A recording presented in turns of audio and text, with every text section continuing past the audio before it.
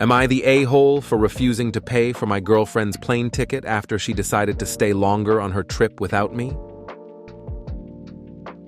So, here's the deal.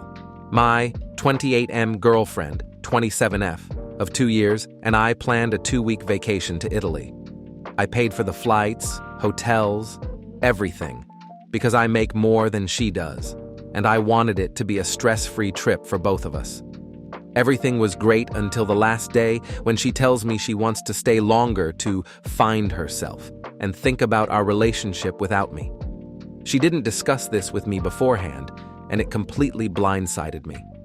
I was hurt and told her that if she feels she needs time alone, then she should also be independent financially during this extension of her trip.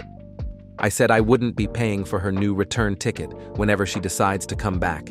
Now she's upset, calling me unsupportive and selfish, and some of our friends are saying I'm being in a hole because I left her stranded in a foreign country without financial help.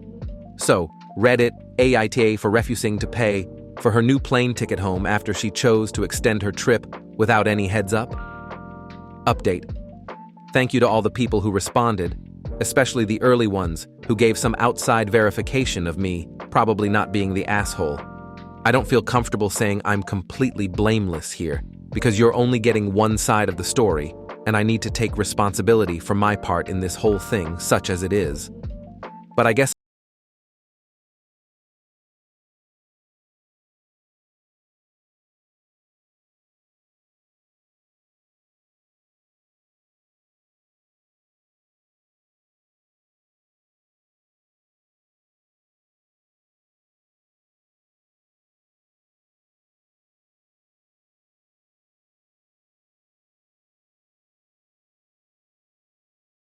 I never think I'll get to the gate in time, because everything that could go wrong probably would go wrong. It never does, but especially with how I was feeling my luck was going, I didn't want to push it.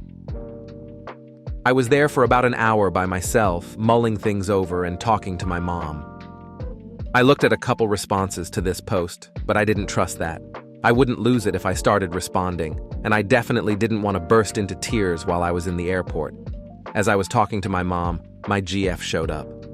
I guess she thought I was bluffing, but had a rude awakening when the hotel staff kicked her out of the room because I'd only paid through that day. I took no small amount of satisfaction in this. NGL. She'd been so concerned about the plane ticket that she didn't even stop to think about where she was going to stay. As many of you guessed, she met someone while we were in Italy. She was quick to tell me that it was just a physical attraction and that they hadn't done anything, but she had his at and was wanting to see if it'd go anywhere. I guess that's what I get for not feeling well and wanting to stay in one night while she went out to explore. Obviously, I told her things were over between us. Even though she tried to make it sound like nothing had happened, the fact was, A, I couldn't feel like I could trust her when she said that, and B, I don't really want to be with someone who feels like it's okay to still keep her options open when she's been in a monogamous relationship for the past 2 years. The flight home was awkward as fuck, and she tried really hard to give another pitch for why we should stay together on the drive home.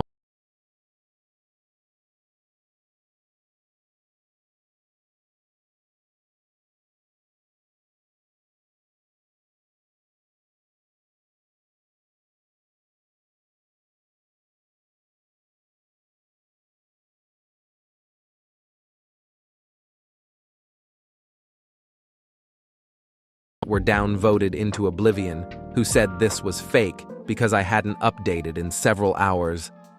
Fuck you. I was looking for reasonable dissenting opinions that might have helped me make sense of this situation, and you're accusing me of making this up for random internet points. Believe it or not, my priority was not to tell a bunch of strangers on the internet how my world was falling apart around me. I know it's easy to think that these people aren't real and their struggles are meaningless because screens divide us. But, ironically, you're the assholes.